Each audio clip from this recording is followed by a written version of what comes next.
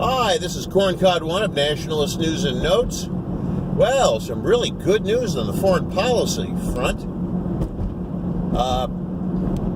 Donald Trump has begun the withdrawal of U.S. troops from Syria. An excellent decision. I've always been pro-Bashar Assad to the extent that I think he's a force for relative stability in the area.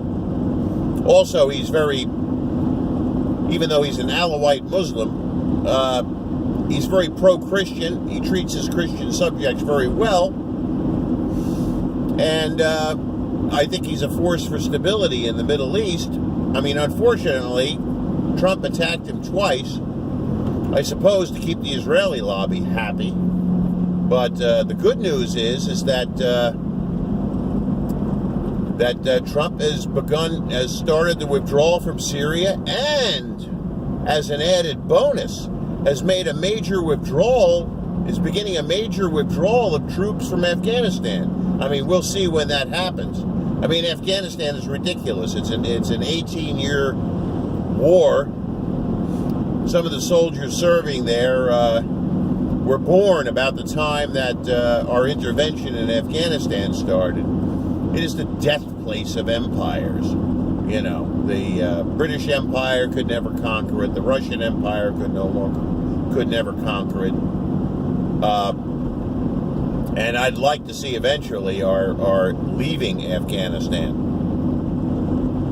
Because our rationalization to be there is that it could be used as a staging ground for terrorism. Well, it's already being used as a staging ground for terrorism. Because our Northern Alliance allies, the people who control the place, the ethnic and religious groups that don't get along with the Taliban,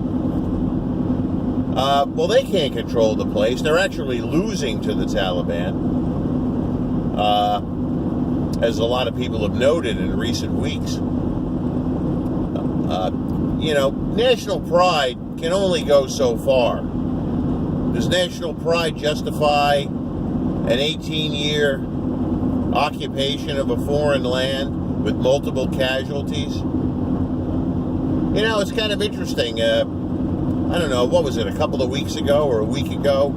Trump made an unscheduled visit to one of our national cemeteries where our troops and sailors are buried. And who knows, he might have reflected on these silly, useless wars that we get involved in. I'm no pacifist, believe me. But, my philosophy of foreign policy is very much similar to the World War II gas-saving poster that they would put up to save fuel in the United States. Is this trip necessary? Is this war necessary?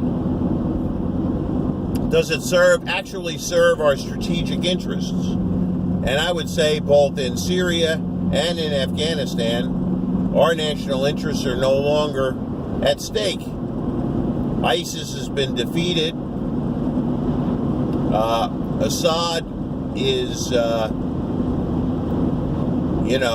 he's in control of the vast majority of the country, and it doesn't look like he's going to be toppled.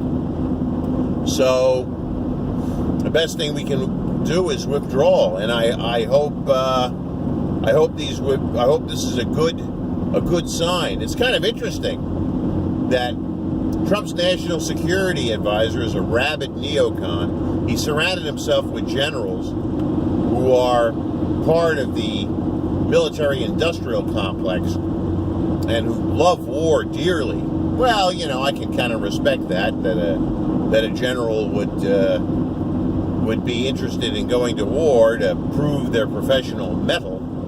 But you don't always just listen to generals, and it's kind of interesting that amongst all these generals and neocons in his administration, including his Secretary of State,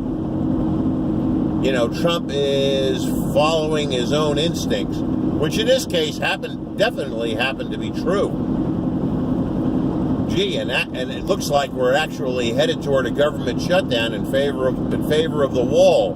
A couple of weeks ago I was beginning to say, gee, what the heck is wrong with Trump? He doesn't seem to be,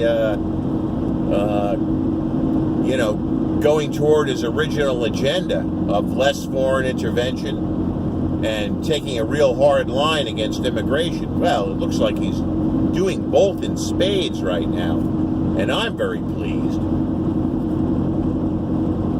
So, kudos to Mr. Trump. Thank you very much. And let's get those troops out of there. Let's get our young men out of there. There's no reason for them to be placed in harm's way. There's no legitimate strategic interest in keeping those troops in those countries. So let's get them the heck out.